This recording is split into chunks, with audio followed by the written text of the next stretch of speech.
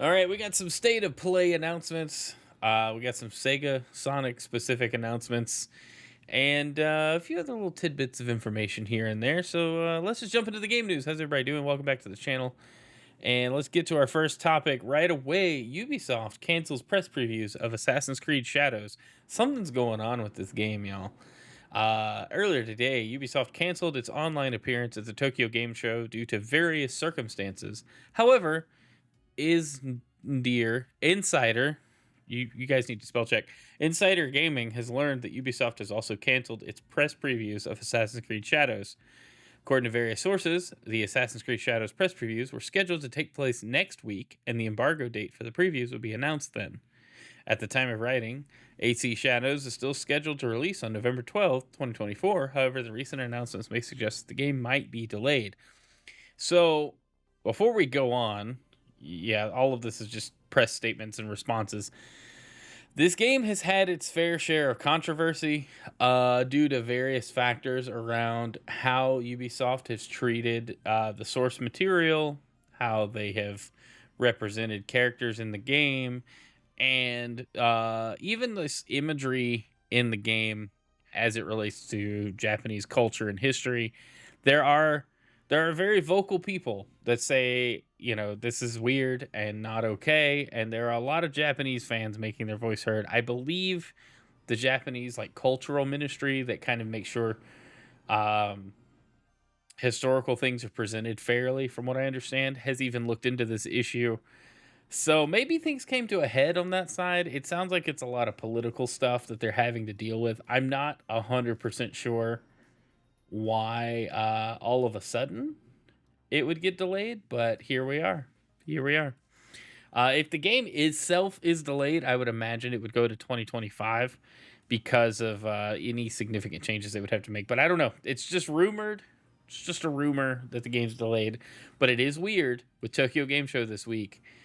They canceled their appearance at Tokyo Game Show and now have canceled press previews. It's an odd time. All right, we got a couple Sonic trailers. Let's just go into those.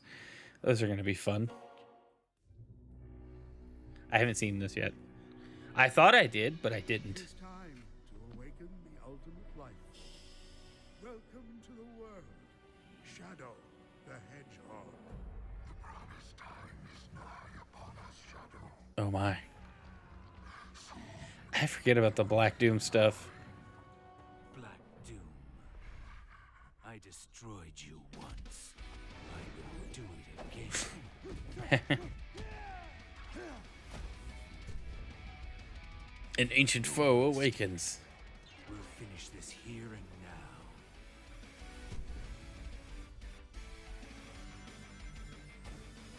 This actually looks pretty good, though. I'm excited for this. But I'm easily excited for Sonic content. Promised time will arrive once more. I'll take this power and use it as my own. I shall put your power to the test. This time, I will crush every last one of them. He's a warrior, a destroyer. Yes, the warrior that will destroy you. Sonic's take on Vegeta.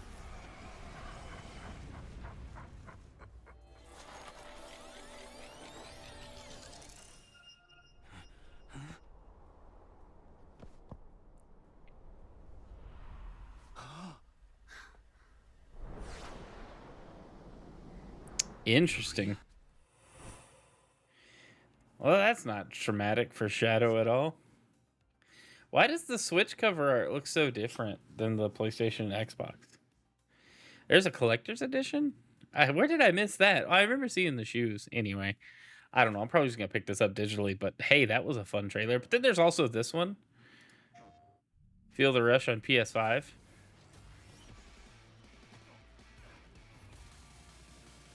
Like the PS5 DualSense controller has specific functionality, I guess. Next level speed.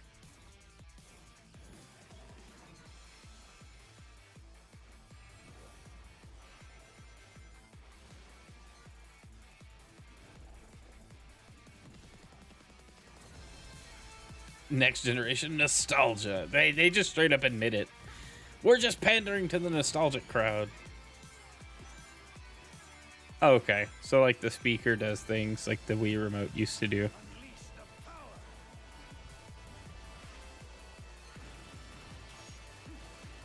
Rumble.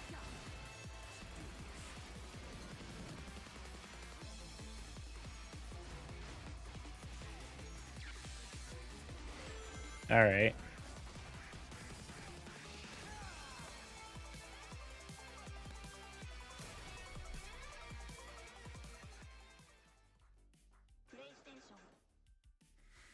And then I didn't have it pulled up,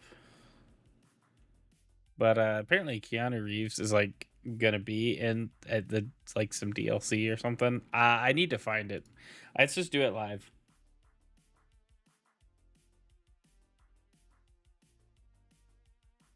All right, let's see.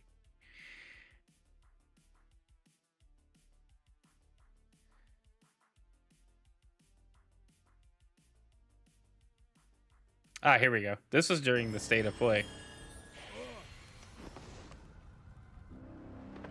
We watched this earlier, but I want to watch it again. I don't have Brian screaming in my ear. Huh? I've taken on another form? And yes, you heard right. Keanu Reeves is joining Sonic X. I just think this is like the Generations weirdest as part of thing. The upcoming Sonic the Hedgehog 3 movie pack. This update is inspired by scenes from the Sonic the Hedgehog 3 movie and arrives December 12th. The Sonic the Hedgehog 3 movie pack is included in the Digital Deluxe Edition, which lets you play the game 3 days ahead of its October 25th release date. All right, so anyway, what weirds me out about this whole movie pack thing is one, I don't know if it's exclusive DLC. I highly doubt it is. It would be messed up if it was. But two, Sega hasn't really done a lot of cross collab with like their big releases and the Sonic movies. We've had two full movies that have barely acknowledged the existence, or two full movies, and the games haven't acknowledged the existence of those movies much at all. Mobile stuff, kinda, sure. You had movie Sonic in like Sonic Dash, but that's been about it. And then now you've got like they're actually like going, hey, we can do like a full crossover movie game here. And I think that's in lieu of getting like Sonic the movie, the video game, which would be ridiculous. This is like the next best thing, right? Anyway, a couple of good trailers. A lot of Sonic news today. I thought it was good. All right, let's talk about the the impending lawsuit. We all knew this was coming. Nintendo and the Pokemon Company are officially suing Pal World Dev over multiple patent infringements. We knew this was happening, right? We knew this was happening. This was filed last week. Nintendo filed lawsuit against Pal World developer Pocket Pair, seeking an injunction against infringement and compensation for damages on the grounds that Pal World infringes multiple patent rights. And that's about all the info we have. It's definitely not on the designs, because a patent infringement, you can't patent like a design in the same way you can like a mechanic. I think that would just be a trademark or intellectual property. It'd be different than like a mechanic. So the patent, you have to like have a compelling like thing in your game to file a patent for. And a lot of people are speculating that this is related to the catching mechanic, specifically in PAL spheres, and how they relate to Pokeballs. They're essentially the same thing in function and form. So, it's gonna be weird as this unfolds. We did get a big trailer for Power World on PS5, and there's a lot of similarities. I mean, they have comparisons here, but this isn't what the lawsuit is about, right? The lawsuit is technologically related, probably mechanically related, I should say. There's things that Pocket Pair has done that Nintendo, I don't think they would have filed this lawsuit if they didn't think they could win. But my opinions aren't really new. I've heard tons of people say the same thing, but I fully agree.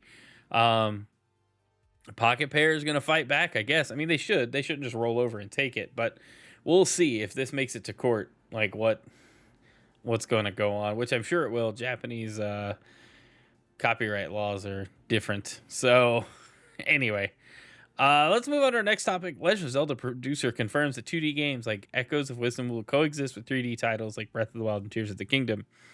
And I think this is great. Basically confirming we'll get two different types of Zelda games at any given time. And it's kind of like when we got, we had the 3DS titles and the DS titles, Phantom Hourglass, Spirit Tracks, A Link Between Worlds, which is one of the best Zelda games ever made. I really wish that would get a full port to like the Switch. Because it's definitely, everybody needs to play it. It's so good. It's such a fun game. But anyway, and then, you'll have those alongside 3D titles. So like Breath of the Wild, Tears of the Kingdom, or full 3D. Because these are like top down 2.5D, everything's still 3D. But they're calling these 2D titles because the perspective is limited, and all of that. They're still three-dimensional art style and everything. But anyway, Nintendo had an Ask the Developer blog where producer Eiji Aonuma and a few others from the team were interviewed, asked questions, and it was a good interview. It's worth reading, but I like the confirmation that the 2D titles will stick around because they are good. They meet the need for like a classic Zelda experience while allowing them to do something totally new. And this is a good blend of that, right? The playing a Zelda, doing the copy mechanic or echoes or whatever they're calling it is totally new. And I can't wait to dive into this game. We're going to be playing it live on stream at the end of the week. Not on launch day, because apparently I thought it was midnight on Thursday and it was launching on Friday. Turns out it launches on Thursday. So we won't be playing on Thursday. We'll be playing on Friday, though. Long stream Friday to play Echoes of Wisdom, and I'm excited. Like, this game looks phenomenal, but it's good to see that they're allowing other teams to make Zelda titles and still innovating in like a mainline. But what does even the mainline games mean anymore? These are just all good titles that have come out, and I'm excited that Grezzo isn't just doing a remake this time. They're making a totally new entry in the Zelda series. Super cool to see Nintendo letting their second party developers shine lately with Metroid and now Echoes of Wisdom. It's a great time to be a Nintendo fan. All right, next topic.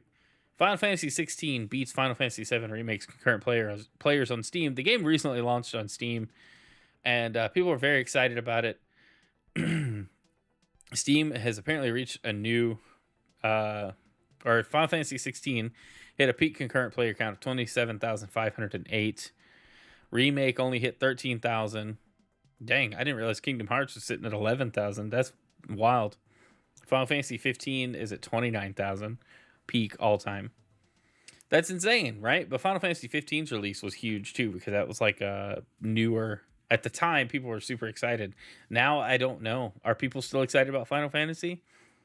I guess it just kind of depends on how they launch it, because when 16 launched, people were excited, but it didn't come to PC until several months later, right? And that kind of cools off the hype. Like, every single time, delayed releases cool off the hype. And PC Master Race folk ain't about to go buy a console for a game they know is coming to their platform eventually. Like, that would be dumb, right? They can wait. Half of us literally just wait on Steam sales anyway. So why would we buy a game on a console if we're going to just buy it on PC later, right? I'm not saying I'm part of the PC Master Race. I'm a console diehard. I don't like tweaking graphics settings to be able to enjoy my games. Anyway, them's fighting words. All right, let's talk about the big PlayStation stuff. We got 30 years of PlayStation with a nostalgic look. Look at this graphic. I want everything in this picture, and I have no desire to spend the money required to get everything in this picture. In a blog post and a video, Sony is releasing retro-themed, PS1 themed 30th anniversary stuff for the PS5. A Pro, a Slim, DualSense Edge, DualSense, and the Portal all get theming around that. They're going to do like this crazy PS5 Pro bundle. It comes with a ton of stuff. They offered up a bunch of pictures here we can scroll through of the system, the DualSense Edge, uh, some bonus stuff. This looks like a memory card plug, the charging cable, some cable ties. Just to add to the nostalgia. But I think it's cool. The price isn't. I think this bundle is upwards of like $1,000. But the controller itself looks good. I like the styling on it. Taps into that retro feel very, very nicely. But yeah, so these are going to be in super limited supply. I kind of feel like just the scalpers will get their hands on these. But pre-orders start September 26th, so Thursday by the time this video goes up. And it's going to be weird. Yo, Sword, what's up, my friend? Good to see you in chat. But yes, we have the PS5 Pro console limited edition bundle, Portal standalone, DualSense Edge standalone. But I like it. I like it. I just don't have the desire to spend what it will take to get one of these, especially Slowpoke me. As soon as they announce these pre-orders, I feel like they're going to be gone. The site's going to crash. It's going to be PS5's launch all over again, and it's rough. I love the packaging. I love how it's retro styled. That PS1, that original PlayStation look. It's such iconic packaging. They did a good job. I'm excited for it. I wonder how many people are going to actually use these, or how many people are just going to sit on them and not open them. That's going to be wild. But anyway, let's move to our final topic, which is kind of the big part of the episode today. We're going to do the state of play recap. I'm just going to scroll. It's going to be like reverse order announcements, and I'll just touch base. We did a live reaction to it earlier, but let's talk about it again in case you missed it. All of the big announcements.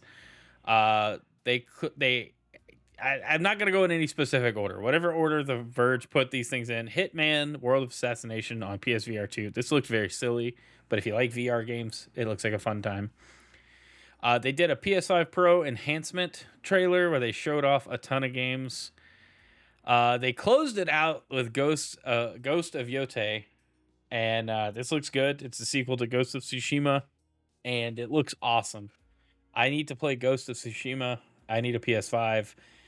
This trailer was great. You guys should watch it. I'm not going to pull most of these up. Lego Horizon Adventures has some pre-order bonuses, some cross-game skins featuring Ratchet and Clank and Little Big Planet. So definitely check that out. Everybody knew this was coming, but Horizon Zero Dawn is getting a remaster for PS5 and PC. Kind of weird. It feels still very new in terms of how long I've been alive. There is an upgrade path for $10 if you have the PS4 version of the game. Pay $10 and you get the remastered update, which I may do once I get a PS5. But it's definitely worth checking out. Horizon Zero Dawn is such a good game. And with the PS5 Pro launching and Forbidden West getting a patch to run better on the Pro, this will just kind of make sure that those games have at least some parity in their visual performance. And it's not like trying to go play Ocarina of Time after playing Tears of the Kingdom and dealing with this stunning change in visuals, right? But it's nice that they're offering this for people that haven't played it. But good Lord, if you haven't played it yet and you own a PlayStation, you just don't like the game. And if you have it on PC, you should definitely play it. It's a great game, great series. But yeah, Fortnite is getting a PS5 DualSense controller. I may pick this up. Just having a recent appreciation for Fortnite, having a DualSense and playing Fortnite with my official controller might be good. And then they're adding split screen to Lego Fortnite, which is actually pretty great. I wonder if it'll be on the Series X as well, because this was during the state of play. But very cool. Excuse me. Fantasian Neo Dimension coming to PS5. I don't know why this trailer was a big deal. Oh, it was exclusively on Apple Arcade, but now it is coming to PS5 and Switch and PC and Xbox, which is cool. The trailer was neat. Legacy of Kain, Soul River 1 and 2 getting a remaster. I've only know about people that have played these games, but have never seen or played the game myself. So that's interesting. I appreciate that people are excited about this. The remaster does look pretty good. The trailer compares like the original graphics to the remaster graphics. It looks like they put a lot of work into this. So if you like Legacy of Kain, you're gonna like these. Let's see, Lunar Remastered Collection, JRPGs that people loved from back in the day. Now you'll be able to get them for less money than it would cost to buy the original releases because Lunar 2, especially, but both of these games cost lots of money on their original platforms. And now you'll get them with like modern visual support, like widescreen for your gameplay, and a few other quality of life features. I'm sure there's achievements and stuff added in there. Hell is Us. This game looked weird. That's all I gotta say. Astrobot got some DLC. This is how they opened the show. There's some good DLC coming for Helldivers. And then just, the game itself just looks adorable and great. And that's pretty much it. They announced some other controllers, controller colors and panel colors for the PS5 and Pro. I assume they'd be available for the Pro. I don't know how that's going to work. But that looked nice too. There's a really nice looking purple I'm very excited about. But that was it for the State of Play. A solid show. It was all right. There's nothing groundbreaking aside from that final trailer, but everything else was kind of like either we knew about it because it leaked or it had been leaked months ago. I mean, literally an hour before the show went up, the PS Store had shown some of the announcements as available now. So what can you do, right? If you're Sony, you got to tighten it up. It's like Nintendo. Every one of their games leaks well before it releases, and it's weird. But anyway, that'll do it for this week's Game News Show. If you're watching this after the fact on YouTube, because we are doing this live on Twitch, but if you're watching on YouTube, hit that subscribe button, hit a like button, leave me a comment about any of these things that I covered in this week's show. And we do this every Tuesday on Twitch at 7 p.m. And then we move into just playing a game. Tonight we're playing some Fortnite. So come check it out. Appreciate you being here. And I'm going to go play video games now. See ya.